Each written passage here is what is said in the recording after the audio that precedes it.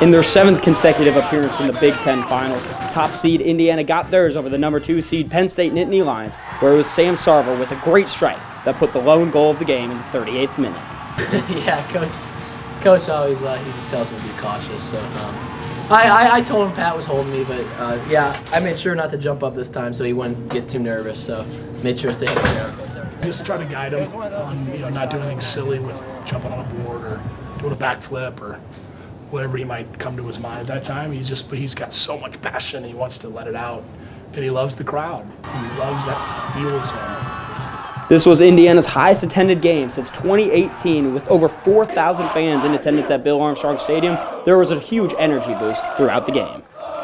To be a student here and to get to celebrate a Big Ten championship with your players is awesome. And as you can see today, it gave us like the energy that we needed. Not only in this game, but every game of the season, they've been super nice and super good for us. With a legacy that's really only second to his father, head coach Todd Yeagley earned his 5th Big Ten tournament title after back-to-back years of losing in the championship. I take a lot of pride in that. I mean, when I took the job, the job was to continue to move forward and help us continue on, not just hang on, but to move forward. And I think this team, we're doing some things that other Indiana teams haven't done, and that's incredible when you look at what history we have here. This is Indiana. We come here to win. This is the reason why I came here, because I'm a winner and I want to be in a program that is a winner as well. And we're not done yet, and of course we're going for a triple. The quest for 9 continues as the Hoosiers await their position in the NCAA tournament with the selection show at 1 p.m. tomorrow. For the Hoosier Network, I'm Joe Cronin. Thanks, Scott. Alongside me is middle blocker for the Indiana Hoosiers, Savannah Coley. And Savannah, you and Kaylee were able to dominate at that middle spot. How have you been able to do that all season long? Oh, really, it comes down to our passing and our setting, and Cam's been doing a great job setting us up really well. And same with the passing, it's been a big focus for us this year, is working on just the first touch and getting the ball to the middles. Yeah. So last season, you dealt with a bit of injuries. How have you been able to rehab yourself to get back to 100%? We have a great trainer and we have a great support system, and just overall, I think our team does a really good job of managing our volume in practice and recovery. So, yeah. Last thing, are you excited for the atmosphere tomorrow night? I'm so stoked. Sold out crowd. We have a ton of fans here. They've been amazing, and we're so excited. Thanks so much, Savannah. Congratulations on the win, guys.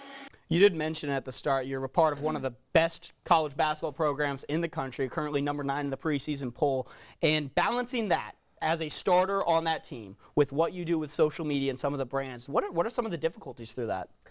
You know, it's a really big balance between not just social media and basketball, but school and your social life and, rehab. And I was just explaining to everyone today that today's been a day.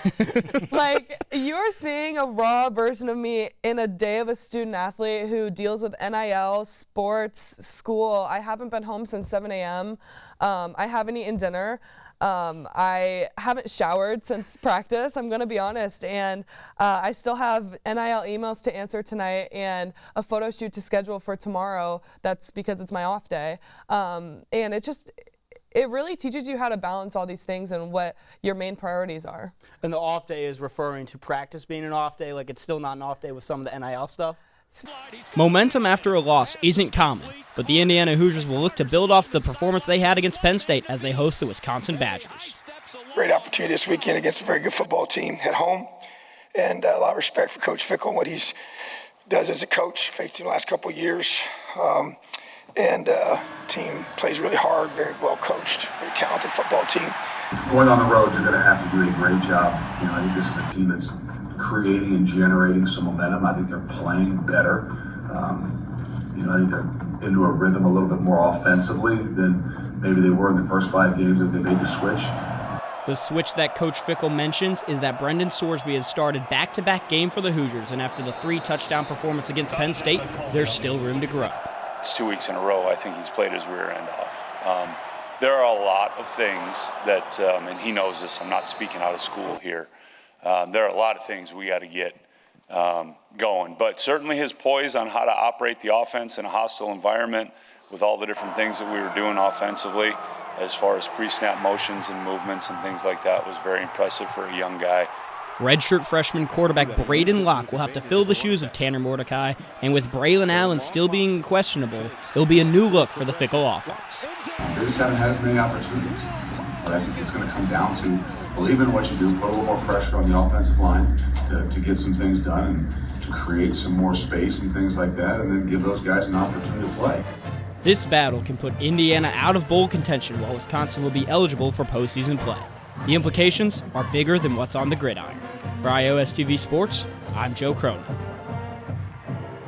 Final from Bloomington, 2-1 Indiana win. For the Hoosier Network, I'm Sam Brunsman alongside Joe, and that was a very interesting match. What are your initial reactions to it? Yeah, I mean, you got that deflection goal that Ohio State had to equalize after the Joey Mayer penalty in the first half, but man, what a goal from Carson Henderlong. That was all set up by Sarver on that left wing, and I mean, that's a statement win right there, battling through the full 90 minutes. And this is the third straight game where Indiana has scored 2 goals in the match. They've really found their offense in the last 3 games. Yeah, when the Hoosiers traveled out to Penn State, that were 2 huge goals and one of their biggest wins on the Big Ten season. And then they followed up with 2 goals against Evansville in a rainy game that had some delay going on. And then here they were. They get the early penalty kick with Joey Mayer. They didn't have a ton of shots in their favor, not a ton of quality shots as well. But, I mean, Mayer's able to put away an easy penalty, and he's so poised at his senior spot. And then Carson Henderlong, he stays home, and he has found himself a new home at that striker position, especially in the starting lineup. And now Indiana was battling some injuries. Hugo Bacharach and Clay Mirador went down with some injuries. What is that going to mean for this next game against Maryland? Yeah, I mean, all season long there's been stuff. Hugo Bacharach sat out a few games. Jansen Miller was dinged up against Michigan State. I mean, Joey Mayer even was subbed in against Kentucky.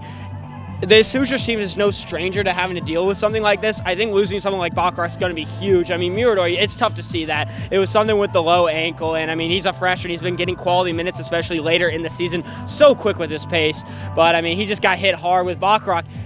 Hurt his shoulder twice in one game. That's a scary sight. I mean, I don't want to speculate too much, obviously, but you never really know with that situation. He came out in a sling. Mirador was on crutches. So they're going to have to go deep in the rotation. Saw some Andrew Goldsworthy minutes, seeing Jack Wagner and Patrick McDonald back in that midfield spot. I mean, they worked well in the minutes that they had. So it's going to be tough pickings moving forward. Still that really tough matchup against Northwestern on the road. That'll do it from Bloomington. Indiana wins 2-1 over the Buckeyes. For the Hoosier Network, I'm Sam Brunsman alongside Joe Cronin.